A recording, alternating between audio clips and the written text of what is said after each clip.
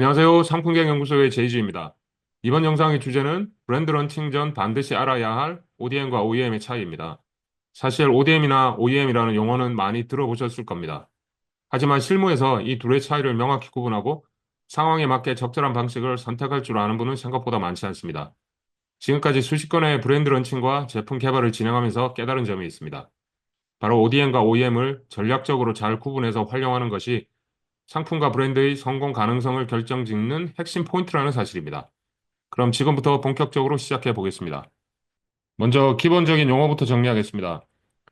ODM은 오리지널 디자인 매뉴팩처링의 약자로 제조사가 제품을 개발하고 우리는 브랜드만 붙여서 판매하는 방식입니다. 기획이나 디자인을 하지 않아도 제조사가 이미 만들어 놓은 제품을 내 브랜드로 출시할 수 있는 절차입니다. 반면에 OEM은 오리지널 이퀴먼트 매뉴팩처링의 약자로 주문자 상표 부착 방식이라고 합니다.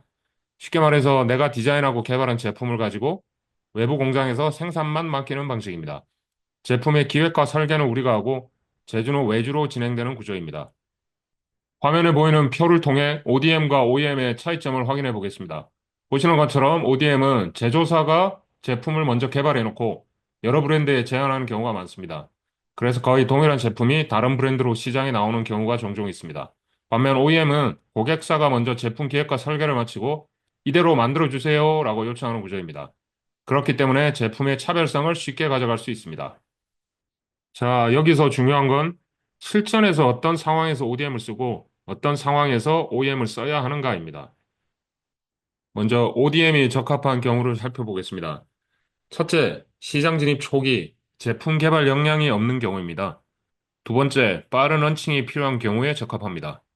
세 번째, 검증된 디자인을 내 브랜드로 활용하고 싶을 때 좋습니다. 그리고 마지막으로 자사에서 설계할 여력이 없거나 카테고리에 대한 전문성이 부족한 경우에 유리합니다. 예를 들어 볼까요? 화장품 브랜드를 처음 만들려는 스타트업이 있다고 칩시다. 원료도 잘 모르고 개발 인력도 없다면 어떻게 해야 할까요? 이런 경우 이미 수많은 레시피를 보유하고 있는 ODM 제조사와 협력해서 원하는 제품을 제안하고 패키지 디자인과 마케팅만 잘하면 됩니다. 다음으로 OEM이 적합한 경우를 살펴보겠습니다. 첫 번째, 브랜드의 정체성과 차별성이 중요한 경우에 적합합니다. 두 번째, 기존에 확보한 노하우나 기술이 있을 때 유리합니다. 세 번째, 상품 기획, 디자인과 설계를 내가 주도하고 싶을 때 선택합니다. 그리고 마지막으로 제조만 외주를 주고 나머지는 내 통제하에 두고 싶은 경우에 좋습니다. 자, 이제부터는 ODM과 OEM의 장단점에 대해 알아보겠습니다. 먼저 ODM의 장점입니다. 빠르게 런칭이 가능합니다. 두 번째, 제조사의 R&D와 기술력을 활용할 수 있습니다.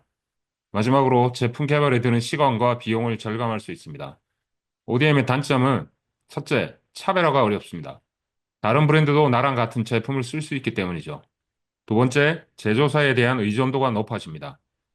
마지막으로 내 디자인, 내 제품이 아니기 때문에 장기적인 브랜딩 관점에서 제약이 발생할 수 있습니다. 다음으로 OEM의 장단점에 대해 말씀드려 볼까요? 먼저 OEM의 장점입니다. 나만의 제품, 나만의 브랜드만의 차별성을 확보할 수 있습니다. 두 번째, 상품 경력과 디자인이 우리의 경쟁력이 됩니다. 그리고 마지막으로 브랜드의 일관성을 유지할 수 있습니다. 반면 OEM의 단점은 ODM은 제조사가 이미 만들어 놓은 걸 사용하는 반면 OEM은 처음부터 도면, 시제품, 테스트까지 모든 과정을 내가 이끌어야 합니다. 이런 과정을 거치다 보면 런칭까지 시간이 오래 걸리고 개발 비용도 예상보다 훨씬 커질 수 있습니다. 또한 OEM은 공장에서 전용 생산을 해야 하므로 MOQ가 높습니다. 초기 자본이 부족한 스타트업이나 개인 브랜드 입장에서는 부담이 큽니다. 마지막으로 OEM은 내 디자인, 내 설계대로 만든 것이기 때문에 문제가 생겼을 때 책임 소재가 애매해지기도 합니다. ODM이든 OEM이든 결국 중요한 건 이 방식을 통해 내 브랜드의 방향성과 어떻게 연결시킬 수 있는가입니다. 제가 런칭했던 주방용품 브랜드는 처음에는 ODM으로 시작했습니다. 제조사가 이미 만들어 놓은 좋은 품목이 있었고 마케팅과 브랜딩만 잘하면 성과를 낼 수 있었죠. 시장에서 반응을 얻고 고객의 피드백이 쌓이자 점차 OEM 방식으로 전환했습니다. 왜 그랬을까요? 고객의 니즈에 맞춰 제가 직접 설계하고 차별화된 제품을 만들어야 지속 성장할 수 있기 때문입니다.